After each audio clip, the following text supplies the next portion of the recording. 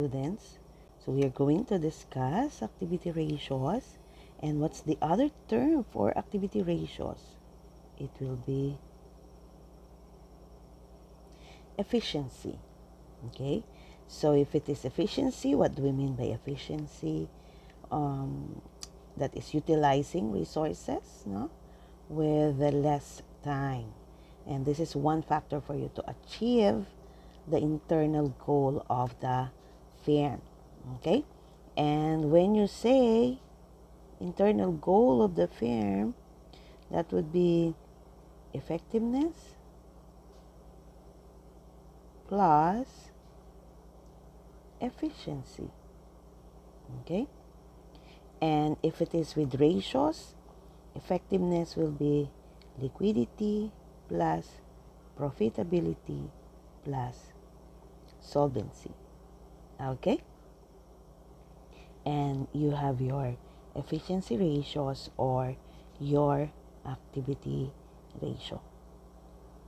And actually there are in your in your ratio analysis, no, there are 5 categories. And what are those? You have profitability. Okay, you have, yun na-introduce na, solvency, and you have activity, and you have liquidity, then you have your market, no, ratios. And what have you noticed? We have ano yan? Sum. Okay. And so 5 yung pag-uusapan natin. So let's start with let's start discussing your activity ratios. And if it is activity ratio, you have to remember it's about an item coming from income statement and an item coming from the balance sheet. And whatever is your title, that will be your denominator. Okay? Siya yung denominator mo. Ayan. And so, tingnan nga natin kung mag-a-apply talaga. Let's start with, ano yung una nating gusto. Dahil sa income statement, ang nauuna ay net sales. Ano ba ang related sa net sales? Then you have accounts receivable. Andiyan ang credit sale kasi, di ba? Turnover. So, ang numerator natin, net sales. Yun ang related sa accounts receivable. And, burahin ko to, baka akala nyo yan. Yan. Ang denominator natin dyan, receivable. You may use, no? You have the option to use average receivable, okay? Or hindi, depende sa data. And in this case, we have 2020 net sales, 'di ba? Tingnan nyo. Isa lang siya. Pero ang ating, okay? Dali. Ang ating receivable ay 2 period. 'Di ba? So, lagay natin. You have 360,000 divided by average receivable of 50 plus 30. Divided by 2. O, ilan yan? O, i-compute nyo. Go. Compute din pag may time. Para na sa ganon. O, 360. Diba? Ang ano mo ay 80. Divide nyo yan sa 2, 40. O, yung 360, pag dinivide nyo sa 40. Ilan? Divisible yan. 36 divided by 4. Diba? So, you have 9 times. And if it is 9 times, what does it mean? That in a year, yung cycle mo ng buhat ng pagpapautang mo hanggang sa maging pera ito, no? from AR to cash. Yung cycle, isang buong cycle. Siyam na beses, no? So, tingnan natin gaano katagal yan. Ma'am, paano namin ba malalaman yung tagal?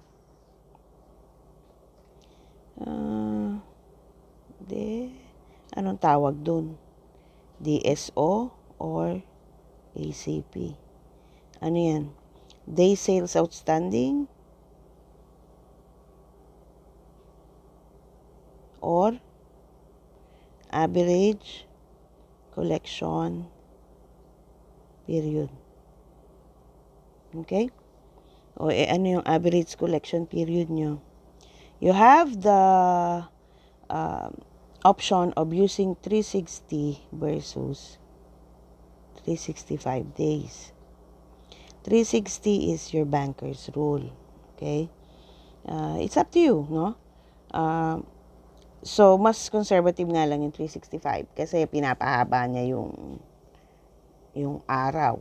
No? Mas matagal mag-intay, mas mahirap, diba? O, kaya mas konserbatibo yan.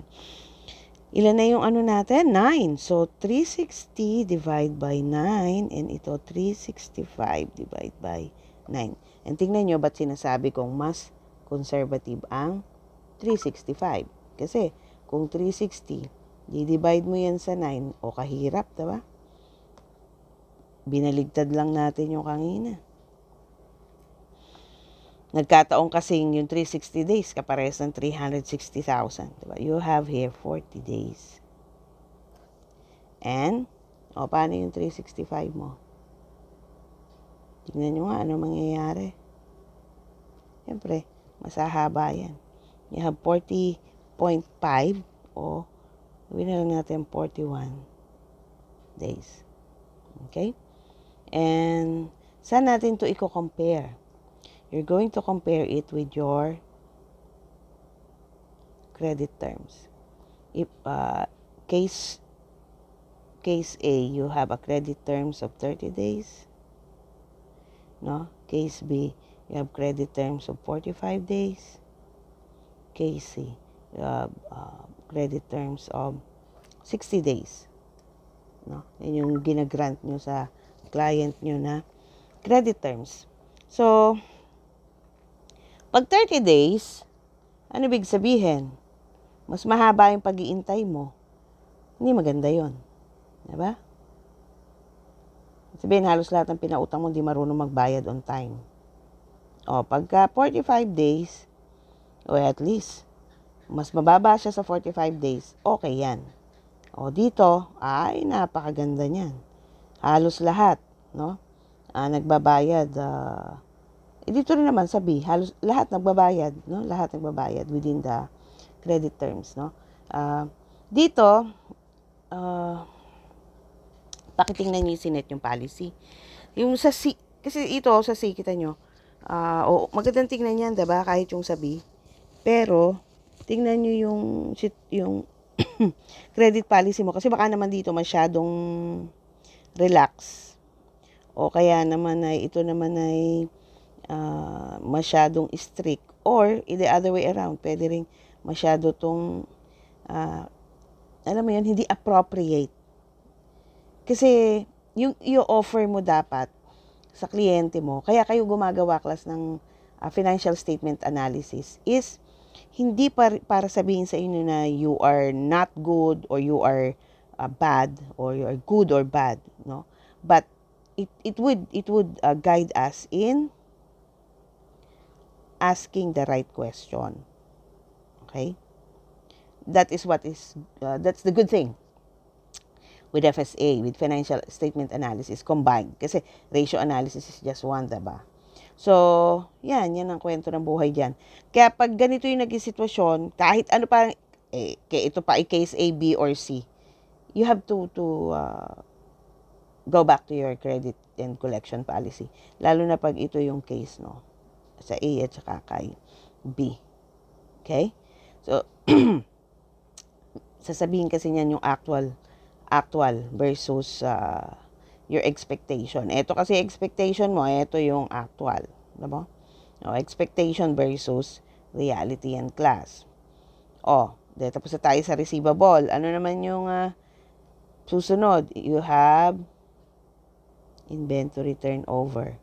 O, may idea na kayo kung ano yung sa inventory turnover? Huwag kayo magtataka pag makakakita kayo ng dalawang klaseng formula dyan sa inventory turnover mo. Pero yung house rule natin, na income statement divide by balance sheet, ganun pa din. Kasi may pangalawa tayong house rule.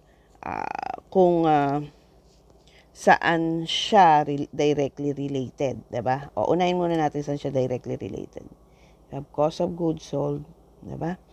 Dahil nandun yung inventory mo sa cost of goods sold, yung beginning tsaka ending inventory. And then we have average inventory.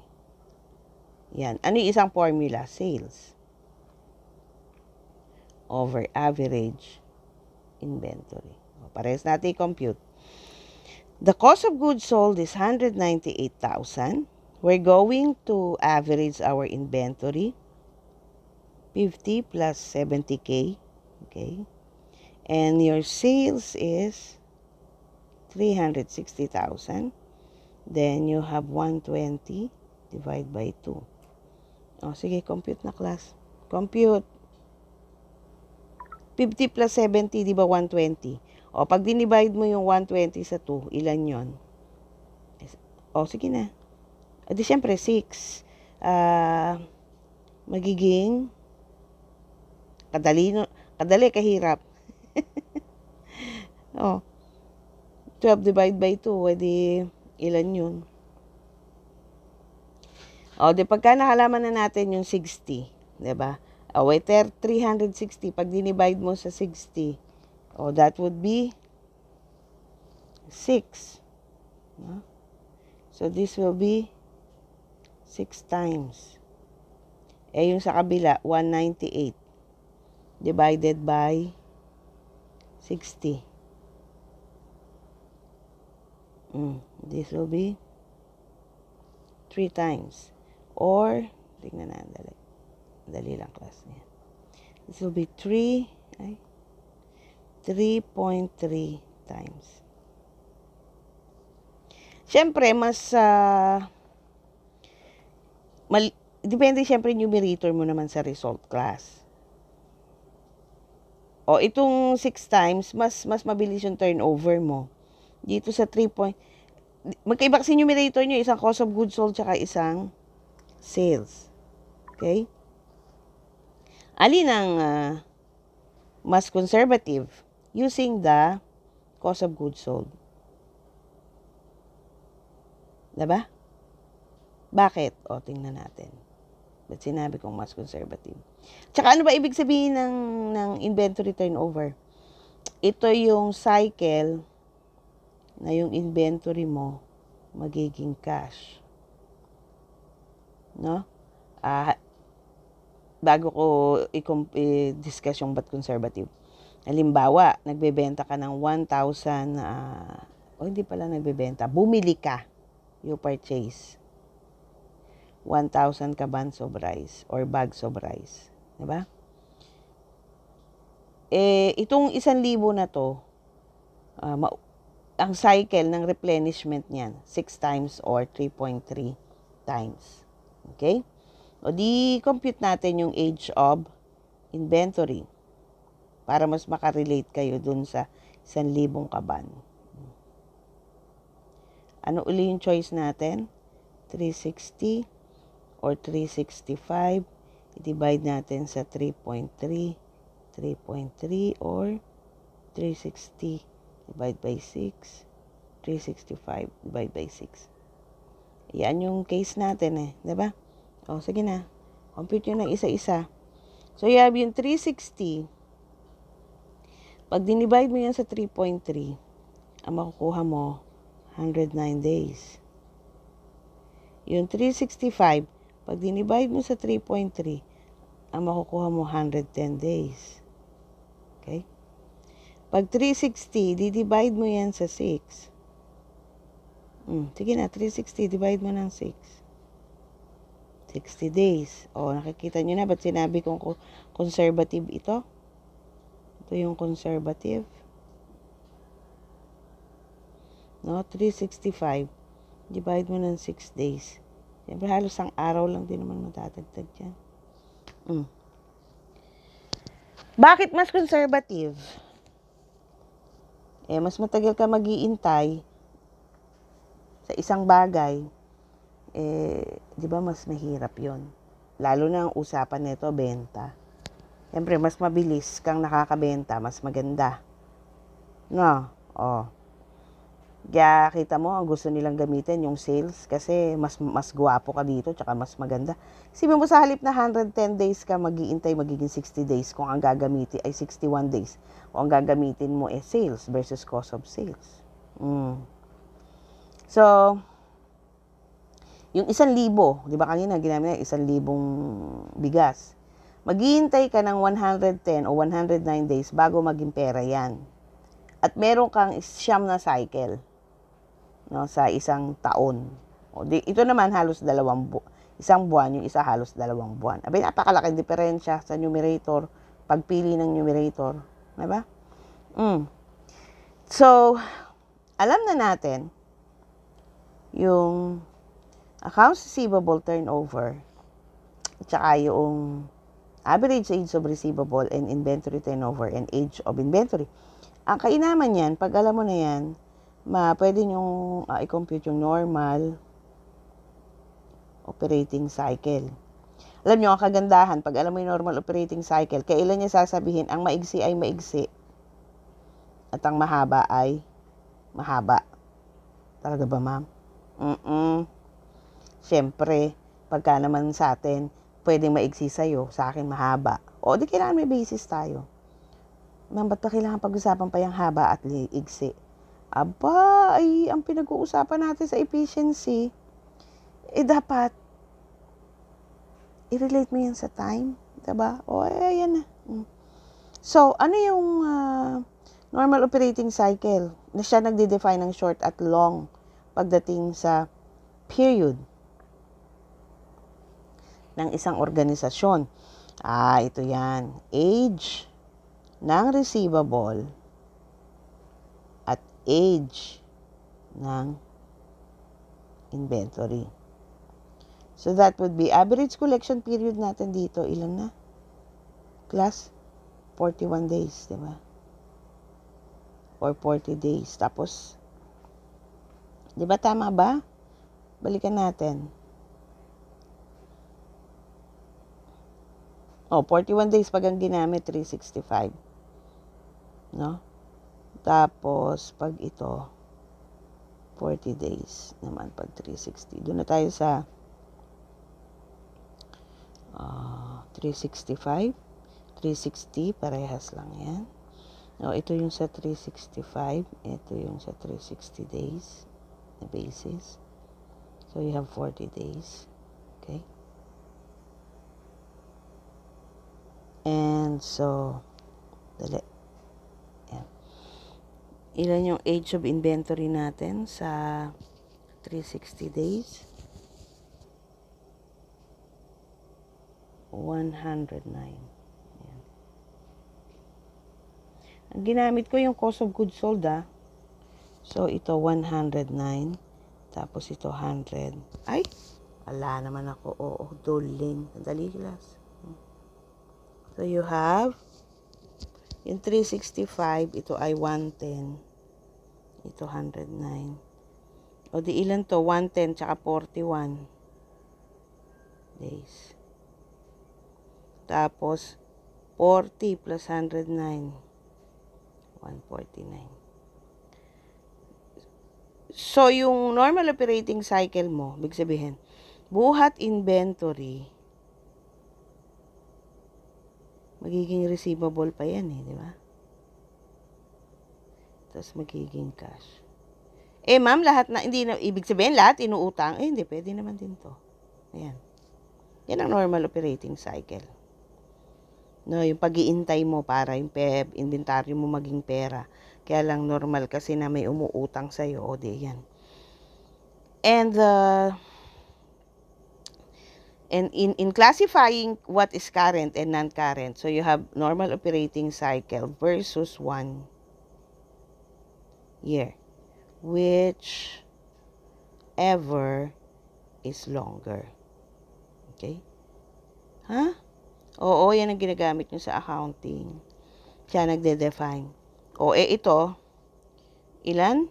151 or 149 versus 360 or 365. Which is longer? Ito. So, ang gagamitin mo in defining what is current is 1 year. Okay, yan ang gagamitin mo. Ma'am, pwede bang mas humaba ito? Siyempre naman. Paano kung mga wasting assets yung sa'yo? Ikaw nasa petrochem, kaya naman nasa, alam mo yung mga lumber industry, diba? Matagal mong pinapalaki yun. Oh. So, pag mga biological asset, meron din. Ayan. Kaya ganon, no? Pero yung sa mga merchandising, ay syempre naman, alangan namang mas madalas, less than a year ang niya, normal operating cycle. Lalo naman kung binibenta mo sa malamig lang. Yung mga pagkain, normal operating cycle mo dun ilang araw lang. O kaya iba nga kung lahat cash, isang araw lang. O yun. Versus 1 year. Ayan. O, ano pa? You have your asset turnover. Siyempre, ang denominator natin, average asset. Diba? Ito ang title O di yun ang magiging denominator. O ano pwedeng gamitin natin galing sa income statement? Siyempre, pinakamagandang gamitin dyan, sales. Kaya sa inventory nga, ginamit yung sales diba? Kasi, asset is an input of your resource, no? And this will be your output. Dahil sinasabi nito, paano ang utilization mo ng asset mo? Is it well efficient? No? Very efficient ka ba sa pag-utilize ng asset mo? O dito, ang sales mo 360, ang asset mo 400. O i-average mo kaya pwede rin 360 divide by 400 plus 500 divide by 2. Sige, sagutin nyo na. Ilan na magiging, siyempre, yung 30-60 divisible by 4 yan. Diba? O di meron tayo ditong 9 times. Dito, yung 400, pagka inad mo yan sa 500 at dinivide mo yan sa 2, meron kang ilan? O sige nga. Dinivide nyo na. O kuhanin nyo na yung sagot. Ano napansin nyo sa sagot nyo? O do you have 360? Di-divide mo yan sa 650. Tama ba? Di-divide nyo sa 2 Yung 900, pag dinivide mo sa 2, ilan ba yun? 450 lang. O, the 360 divide by 450. You have 0.8 times. Kung dito naman, you have 0.9 times. Diba? Ibig sabihin, 0.9 times. Diba? 0.9 times? Wala pa mamuhan. Para magagawa mo, yun yung lumabas. Diba? Less than 400 yung 360. Ano gagawin nyo dyan? Ano interpretation nyo dyan? Pag ang gusto mo yung asset turnover, mas maganda syempre, mas mataas. Fully utilized siya. Diba? So, i-compare mo to, ano yung practices sa industry. Okay, ano yung result. Kaya nga mas maganda, pag ratio analysis, either you do, no, your analysis intra or inter. Kita nyo, meron tayong intramurals, inter-school. Pag intra, you compare yourself with yourself. That is your performance from 1 year to the other. No? Ito yung mga comparative mo sa sarili mo. Comparison. No? And kaya meron din kayo mga comparative ratios. And this one naman using your standards, no? coming from the industry. Okay? You use this as your benchmark. Siyempre, mas maganda both ways. No? You compare yourself with yourself and you compare yourself with the others within the industry. And the last ratio that we are going to have, aside from asset turnover, will be your fixed asset turnover, which will be your PPE, plant property and equipment.